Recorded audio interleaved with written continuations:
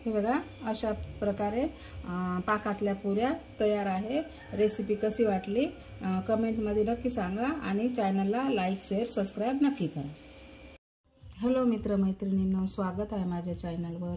मी आज पाकातली पुरी बनवणार आहे पारंपरिक पद्धतीनुसार। हे बघा, रवा आहे, पाऊण वाटी रवा आहे, 1 वाटी मैदा आहे, स्वच्छ करून याला चाळून वगैरे घेतलेला आहे। आता हे आपण मिक्स करू। बारीक रवा आहे आणि हा मैदा आहे आणि मोहनसाठी आपण तेल ठेवलेलं आहे। आता गरम झालं की याच्यात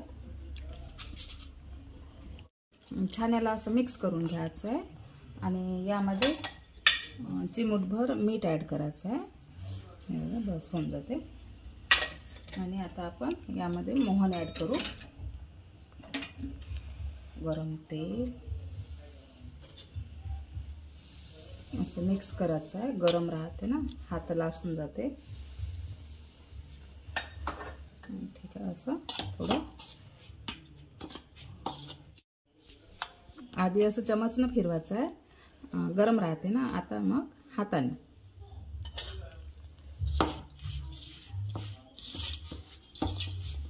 असं पूर्ण मिक्स झालं पाहिजे असं।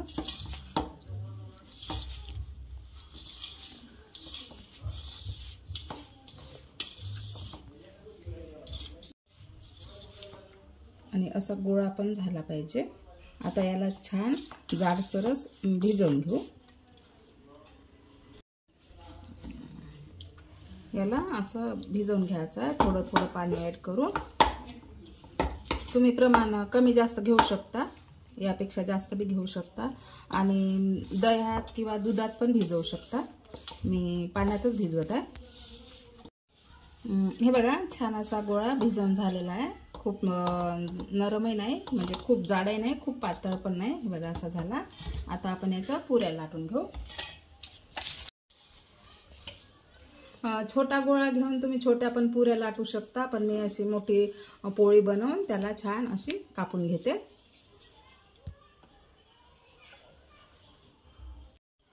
हे बघा, अशी पोळी करून छान पुरी लाटून घ्यायची आहे।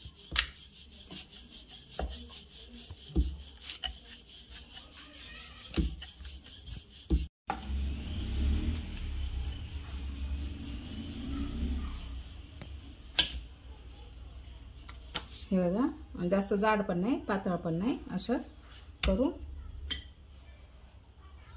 असे छान पुऱ्या काढून घ्यायच्या गोलवाल्या।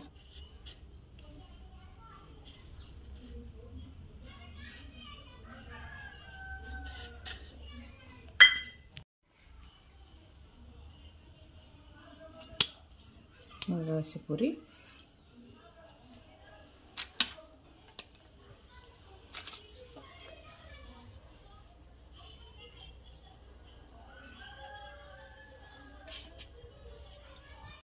अशा प्रकारे मी पुऱ्या लाटून घेतल्या आहे। बाकीच्या आहे तिकडे।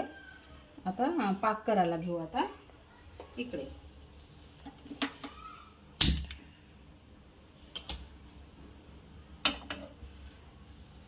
आता 1 कप साखर आहे आणि 1 कप पाणी आहे।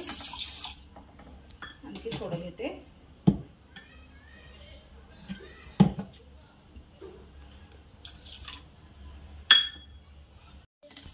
1 तारी पाक बनवायचा आहे आपल्याला। खूप म्हणजे असं जास्त पाक बनवायचा नाही आहे।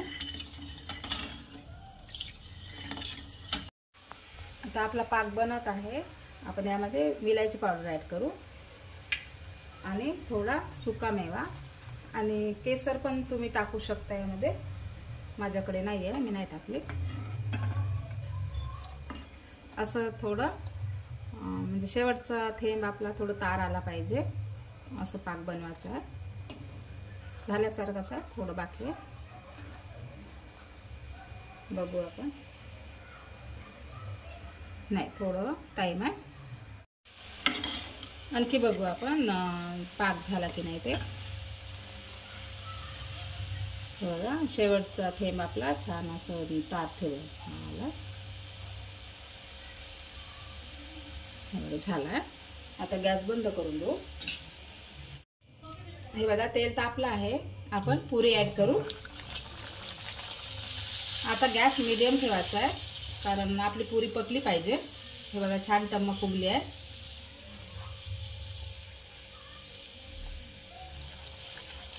छान पातळी पाहिजे. काढून घेते.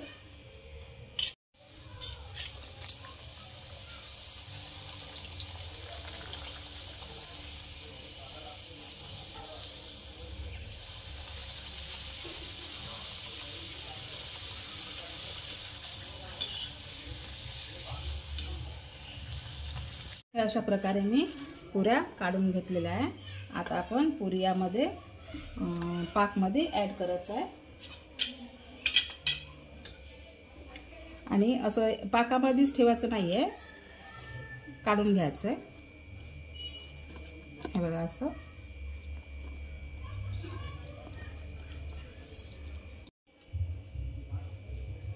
हे बघा अशी आपली झाली पुरी तयार.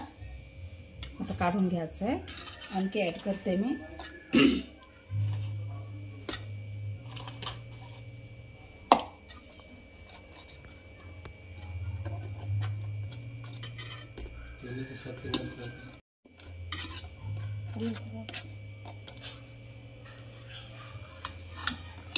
असं थोडं फिरवायचं आहे. बघा असं थोडं पाकामध्ये छान.